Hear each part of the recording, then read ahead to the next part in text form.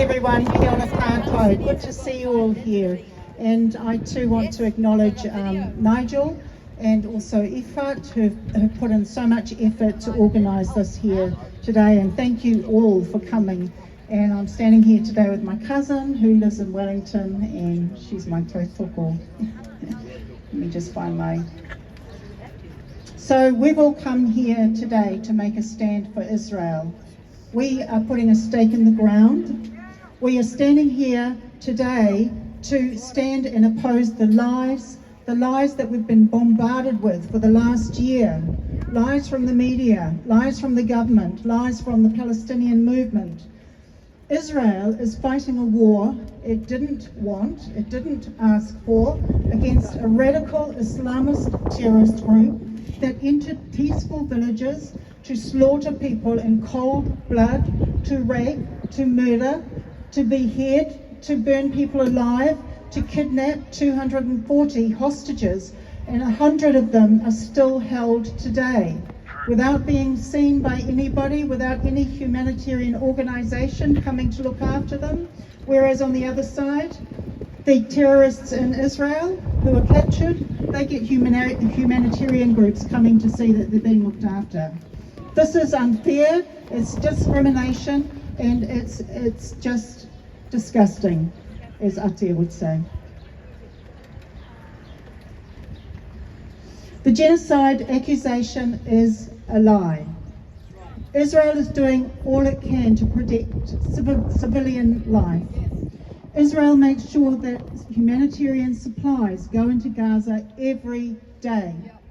Hamas steals it, the UN agencies fail to distribute it. Israel is not causing genocide. This is a lie.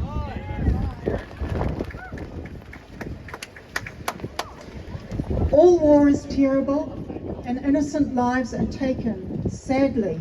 But because Israel goes to so much effort to protect civilian life, they send warnings, they do leaflet drops, they send out SMS messages in order to save civilian life. Meanwhile, Hamas hides in tunnels and uses its people as human shields.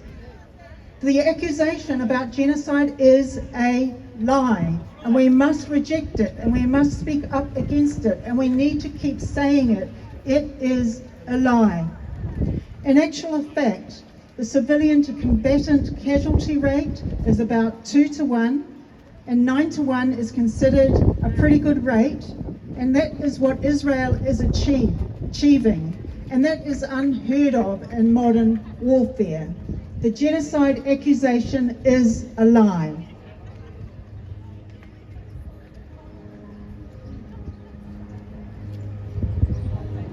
So I call on our mainstream media to stop publishing lies, to stop publishing the Hamas statistics without any contextualization. Those statistics that we hear include all deaths. They have no external verification.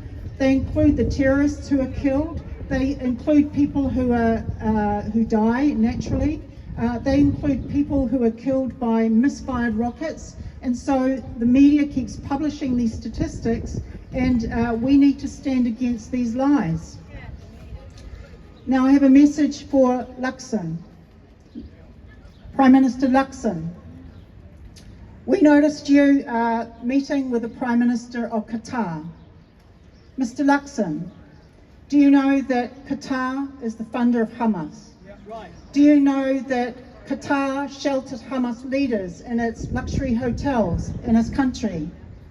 Do you know that Qatar funds universities in America that have turned into hotbeds of Palestinian activism and anti-Semitism? Mr. Luxon, why are you cuddling up to Qatar? Wake up, wake up, wake up. And Winston Peters, why do you continue to vote against Israel at the UN? Because they're paying them money, they're bribing them. Well, this latest one means that Israelis, Jews, will have to leave from their ancient homeland in the next year, that they have to depart from the area where their most sacred sites are, HaKotel, the Wailing Wall, the Jewish Quarter, This latest resolution, UN resolution, means that Israelis and Jews have to withdraw from the heartland of their indigenous land. And I want to say that Jews are the indigenous people of Israel. And that is why we have established the Indigenous Embassy of Jerusalem to give a platform for indigenous voices like ours who recognize Israel, who recognize that Jews are the indigenous people of that land.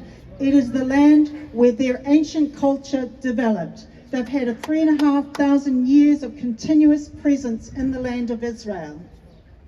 This is the land where they developed their language, their culture, their religious practices, and even though they were expelled from their land 2,000 years ago, they maintained those practices all through those thousands of years in the diaspora, praying daily to Jerusalem and praying every year, next year in Jerusalem. So Winston Peters, why are you kicking them out of their indigenous land? Luxon, why are you standing with Qatar against Israel, the only democracy in the Middle East that protects values that we stand for, freedom, the ability to stand here today and speak.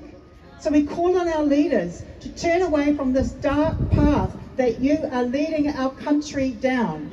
And it hasn't been mentioned yet, but you should know Genesis 12:3. And if you don't know it, please look it up. I'm talking to Mr. Peters and Mr. Luxon. That those who bless Israel will be blessed, and those who curse Israel will be cursed. And our country is coming under a curse because of the decisions of our government. And so I just want to conclude by thanking you all again for coming today and to say kia kaha, be strong, be brave, keep standing, keep speaking, and keep standing against the lies. Kia ora. Warm round of applause for Sheree. So we only have 2 more speakers, and then we're going to disband. And I just want to thank everybody who's come out. Some have come from long distances today, from Auckland and the South Island, and we had 2 buses coming down from Hastings today with members of my church and the Destiny Church in Hastings. So it's fantastic. People have made sacrifices to be here. Thank you so much.